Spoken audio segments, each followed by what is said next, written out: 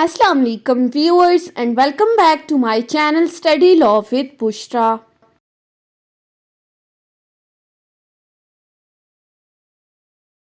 So we were discussing Civil Procedure Code 1908. We have discussed up till Order 15. In this video we are going to discuss Order 16 of CPC. But before starting the discussion, I request you all to please subscribe to my channel and don't forget to press the bell icon for latest updates. Do share this video with your friends and don't forget to comment your feedback. So let's move towards the discussion. Order 16 of CPC deals with the topic of summoning and attendance of the witnesses. अब इस order के अंदर basically witnesses की बात की गई है और इस ऑर्डर के अंदर हमारे पास बेसिकली 21 रूल्स हैं जिनको हम वन बाय वन डिस्कस करेंगे. सो स्टार्ट करते हैं हम अपने रूल 1 से. रूल 1 डील करता है summons to attend, to give evidence और टू प्रोड्यूस द डॉक्यूमेंट.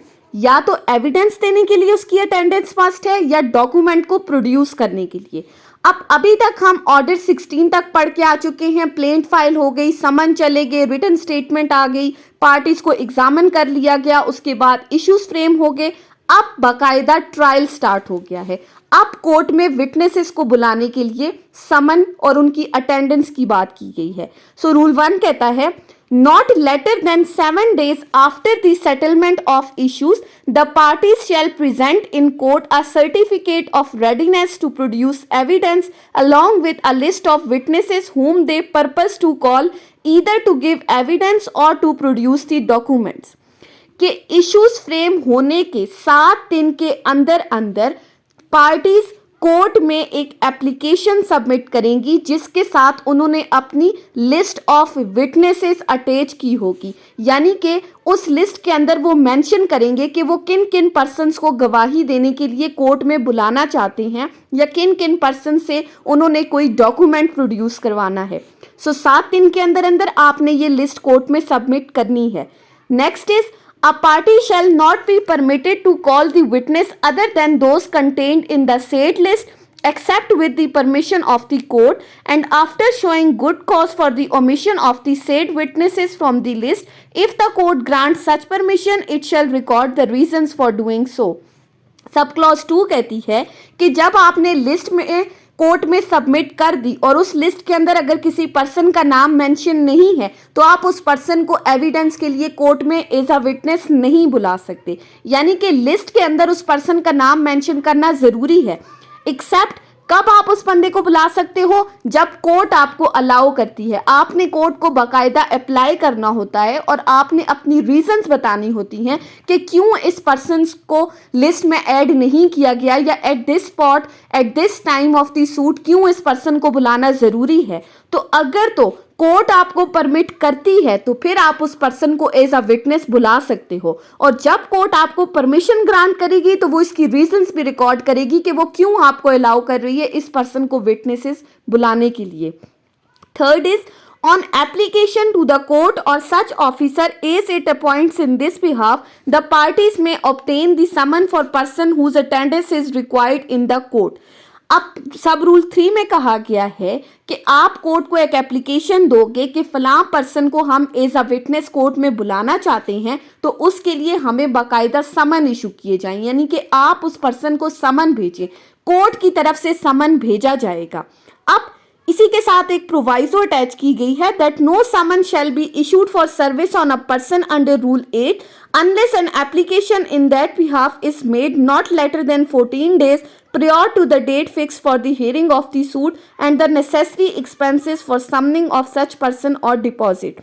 अब यहाँ पर रूल 8 क्या है वो हम आगे जाके डिस्कस करेंगे. रूल 8 में बात की गई है service of the summon by the court, लेकिन इस स्टेज में कहा गया है कि अंडर रूल 8 किसी भी पर्सन को समन इशू नहीं किया जा सकता until and unless hearing of the suit से 14 दिन पहले आप कोर्ट को अप्लाई करो, कोर्ट में एप्लीकेशन फाइल करो, जितने भी नेसेसरी एक्सपेंसेस हैं वो आप कोर्ट में डिपॉजिट करोगे, उसके बाद फिर उस पर्सन को एज अ विटनेस बुलाया जाएगा। सो रूल 1 सिंपली बात करता है कि अगर आपने किसी पर्सन को एज अ विटनेस बुलाना है तो उसके लिए आपने पहले कोर्ट में लिस्ट ऑफ विटनेसेस सबमिट करनी है। उस लिस्ट के अकॉर्डिंग फिर उन पर्सन्स को समन भेजा जाएगा कि वो कोर्ट में आए और अपनी अटेंडेंस को इंश्योर कराएं। नेक्स्ट है हमारे पास रूल 2। रूल 2 बात करता है expenses of witnesses to be paid into the court on applying for summon. अब यहां पर एक्सपेंसेस की बात की गई है। The party applying for summon shall before the summon is granted and within a period to be fix pay into the court such sum of money as appears to the court to be sufficient to defray the travelling and other expenses of the person summoned in passing to and from the court in which he is required to attend and for 1 day's attendance।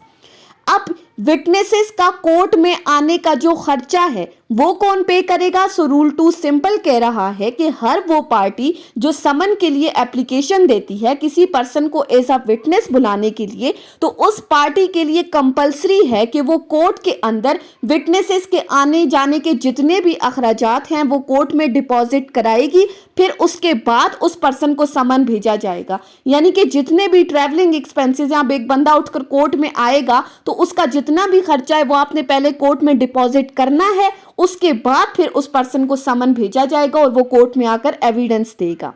अब इसी rule 2 के साथ secondly बात की गई है experts की। Experts कौन है? क्यूएसओ के आर्टिकल 59 और 60 में एक्सपर्ट्स को डिफाइन किया गया है, हम ऑलरेडी डिस्कस कर चुके हैं। यहां पर कहा जा रहा है in determining the amount payable under this rule the court may in case of the person summoned to give an evidence as an expert allow the reasonable remuneration for the time occupied both in giving evidence and performing the work of the experts। यानी कि अगर किसी expert को बुलाना है, let's suppose किसी case में किसी की हैंड राइटिंग को डिटरमिन करवाना है या कोई फिंगरप्रिंट या थंब इंप्रेशन डिटरमिन कराना है कि ये किस बंदे का है, तो जब आप कोर्ट में एक्सपर्ट्स बुलाओगे तो उस एक्सपर्ट को आप रीजनेबल रिम्यूनरेशन प्रोवाइड करोगे। ऑब्वियसली वो बंदा अपना काम छोड़कर आया है आपके केस में एविडेंस देने के लिए, तो बाकायदा उसका जितना भी खर्चा है वो आप कोर्ट में डिपॉजिट करोगे उस टाइम के अकॉर्डिंग जो वो बंदा आया है और उसने आपके बिहाफ पे आकर एविडेंस दिया है। Third is scale of expenses. Where the court is subordinate to the high court, regard shall be had in fixing the scale of such expenses to any rules made in that behalf। अब scale of expenses की बात की गई है कि अगर कोई court सब ऑर्डिनेट है हाई कोर्ट से, यानी कि हाई कोर्ट से निचले दर्जे की कोई कोर्ट्स हैं और वहां पर किसी पर्सन को समन किया जा रहा है एविडेंस के लिए, तो जो रूल्स हाई कोर्ट ने बनाए हैं उन रूल्स के अकॉर्डिंग उन पर्सन्स के एक्सपेंसेस को डिटरमिन किया जाएगा जो एज विटनेस कोर्ट में अपीयर हो रहे हैं। सो रूल 2 में विटनेसेस के एक्सपेंसेस की बात की गई है। नेक्स्ट आ जाता है हमारे पास रूल 3। रूल 3 बात करता है tender of expenses to the witness. अब इस रूल में बताया गया है the sum so paid into the court shall be tendered to the person summon at the time of serving the summon if it can be served personally. अब जो amount आपने court में जमा कराई है, जो एक्सपेंसेस हैं विटनेसेस के जो आप कोर्ट में ऑलरेडी डिपॉजिट कर चुके हो, वो उन पर्सन्स को जिनको एज अ विटनेस बुलाया जा रहा है वो at the time of service of summon भी दिया जा सकता है, या अगर वो पर्सनली कोर्ट में अपीयर होते हैं तो पर्सनली भी उनको वो अमाउंट दी जा सकती है जो भी उनका खर्चा हुआ है कोर्ट में आने के लिए। नेक्स्ट है हमारे पास रूल 4। रूल 4 बात करता है procedure where the insufficient sum paid in. अब इनसफिशिएंट सम की बात की गई है।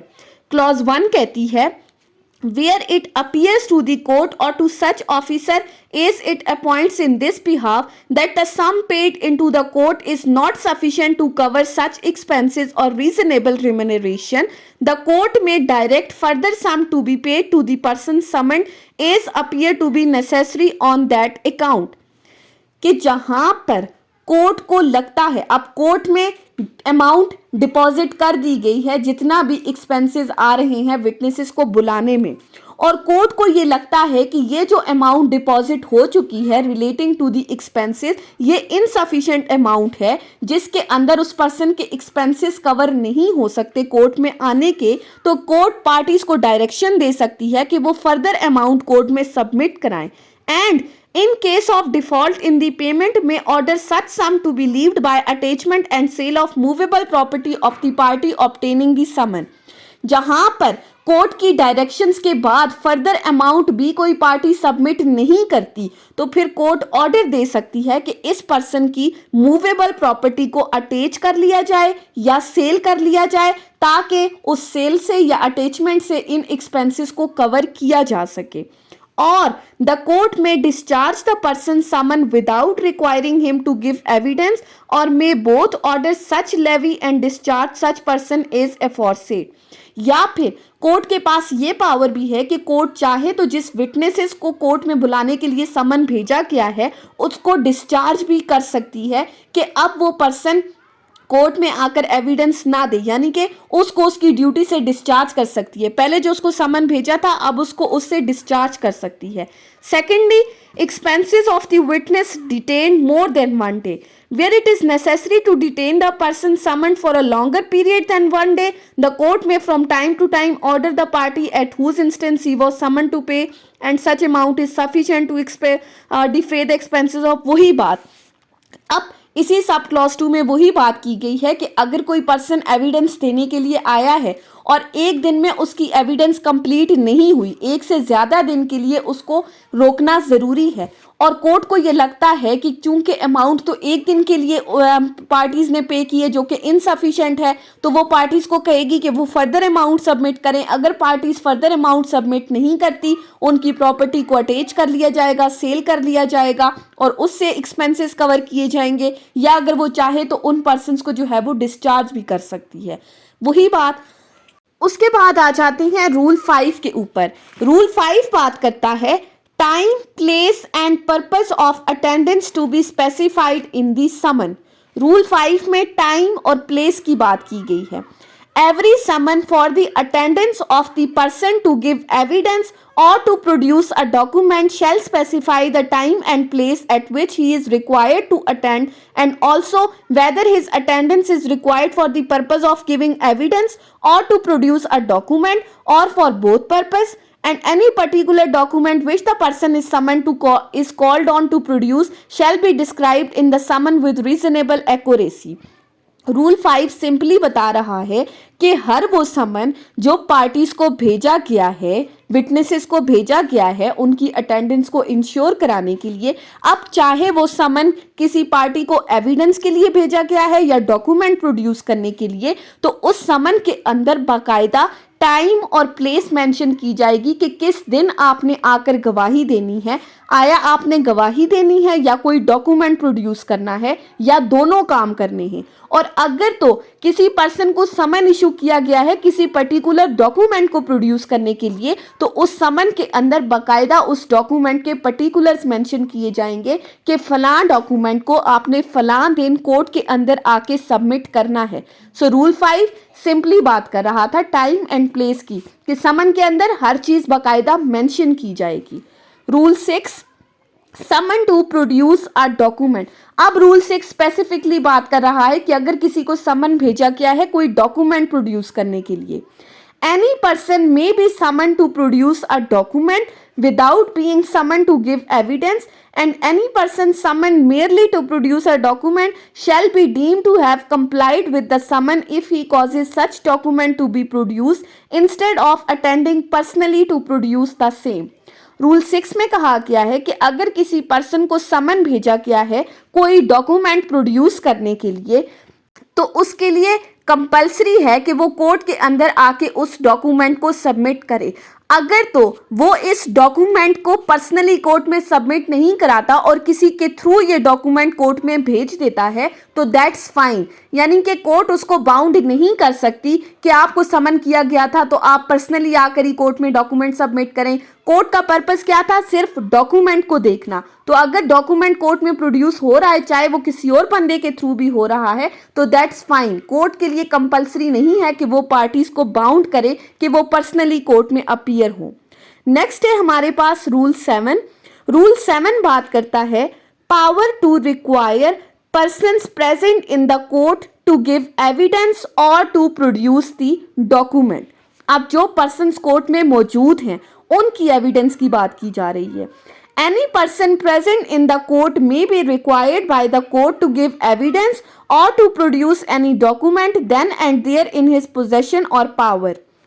कि कोई भी ऐसा बंदा यानी कोई भी पार्टीज जो सूट की पार्टीज हैं, अगर तो वो कोर्ट में मौजूद हैं तो कोर्ट चाहे तो वो उनसे डिमांड कर सकती है कि वो आकर इस केस से रिलेटेड एविडेंस प्रोवाइड करें या किसी भी डॉक्यूमेंट को कह सकती है कि ये डॉक्यूमेंट जो उनकी पोजेशन में है वो इसको कोर्ट में प्रोड्यूस करें। सो विटनेसेस के अलावा वहाँ अदालत में मौजूद पार्टीज से भी कोर्ट एविडेंस मांग सकती है। Next is rule 7A। Rule 7A deal करता है service of the summon by parties. अब इस रूल में क्या कहा गया है, except where it appears to the court that the summon under this order should be served by the court in the same manner as a summon to the defendant, the court shall make over for services of all the summon under this order to be party applying therefor। 7A में बात की गई है कि अगर तो parties court को apply करती हैं कि फलां पर्सन्स को समन भेजा जाए कि वो कोर्ट में एज अ विटनेस अपीयर हो, तो अगर तो कोर्ट चाहे तो वो इनको कह सकती है कि जो तरीकाकार समन भेजने का डिफेंडेंट को है वही तरीकाकार अपनाया जाए विटनेसेस को समन करने का। अब डिफेंडेंट को समन करने का तरीकाकार हम ऑलरेडी ऑर्डर 5 में पढ़ चुके हैं, डिफरेंट मोड्स कि कैसे डिफेंडेंट को समन भेजना है रजिस्टर्ड पोस्ट के थ्रू, फिर हमने सब्सटीट्यूटेड सर्विसेज को भी डिस्कस किया। तो जहां पर कोर्ट डायरेक्शंस दे कि जो तरीकाकार समन भेजने का डिफेंडेंट को है वही विटनेसेस को है, तो फिर पार्टीज उसी तरह समन भेजेंगी। Next is the service shall be effected by और on behalf of such party by delivering और tendering to the witness in person a copy thereof signed by the जज और officer as he appoint and seal with the seal of the court. अब ये जो witnesses को समन भेजा जाएगा, जिस तरह डिफेंडेंट को समन की एक कॉपी भेजी जाती थी जिसके ऊपर अदालत का साइन और उसकी स्टैंप होती थी, इसी तरह विटनेसेस को जो समन भेजा जाएगा उसका भी यही तरीकाकार होगा कि उनको एक कॉपी प्रोवाइड की जाएगी। नेक्स्ट आ जाते हैं हम रूल 8 के ऊपर। रूल 8 बात करता है service of the summon by court. अब पहले तो हमने डिस्कस किया था समन पार्टीज भेज रही हैं, अब यहां पर बात की जा रही है कि कोर्ट समन भेज रही है। Every summon under this order not being a summon made over to a party for service under rule 7A of this order shall be served as nearly as may be in the same manner as a summon to the defendant and the rules in order 5 as to the proof of service shall apply thereto। अब इस rule में कहा गया है कि अगर तो court ने किसी पर्सन को समन करना है, किसी विटनेस को कोर्ट में बुलाना है, तो कोर्ट के लिए वही प्रोसीजर अडॉप्ट किया जाएगा जो हम ऑर्डर 5 में डिस्कस कर चुके हैं। डिफेंडेंट को जो समन भेजने का तरीकाकार है वही तमाम प्रोविजंस यहाँ पर भी एप्लीकेबल होंगी। नेक्स्ट है हमारे पास रूल 9। रूल 9 बात करता है टाइम फॉर सर्विंग दी समन। अब टाइम की बात की गई है। रूल 9 क्या कहता है, service shall in all the cases be made a sufficient time before the time specified in the summon for the attendance of the person summoned to allow him a reasonable time for preparation and for traveling to the place at which his attendance is required। Rule 9 वही बात कर रहा है जो हमने order 5 में discuss किया था कि अगर आपने डिफेंडेंट को समन भेजना है तो आपने उसको इतना रीजनेबल टाइम प्रोवाइड करना है जिस टाइम पीरियड के अंदर वो कोर्ट में आकर अपनी प्रेजेंस को इंश्योर करा सके। रूल 9 कहता है कि जब भी आपने विटनेसेस को समन भेजना है तो विटनेसेस को भी समन भेजने के लिए आपने रीजनेबल टाइम प्रोवाइड करना है कि जिस टाइम पीरियड के अंदर वो खुद को प्रिपेयर कर सके, वो ट्रैवल करके कोर्ट में अपनी प्रेजेंस को इंश्योर करा सके। ऐसा नहीं है कि अगर आज कोर्ट की हियरिंग है और कल के दिन आप उसको समन भेज रहे हो तो उस पर्सन के लिए कोर्ट में आना पॉसिबल नहीं होगा। सो रूल 9 कह रहा है कि आपने उसको रीजनेबल टाइम प्रोवाइड करना है जिसमें वो कोर्ट में आ सके। सो ये थी हमारी आज की डिस्कशन ऑर्डर 16 के ऊपर। That was the part 1 of order 16। हमने रूल 1 से रूल 9 में तक डिस्कस किया है। नेक्स्ट वीडियो से हम रूल 10 से आगे डिस्कस करेंगे इंशाल्लाह। सो आई होप कि आपको ये लेक्चर समझ में आया होगा। अगर आपने इस वीडियो को अटेंटिवली सुना है तो अगर आपको ये वीडियो अच्छी लगी है तो इस वीडियो को लाइक करें, कमेंट करें और चैनल को ज़रूर सब्सक्राइब करें। Thank you so much for watching this video. Till then, अल्लाह हाफिज़।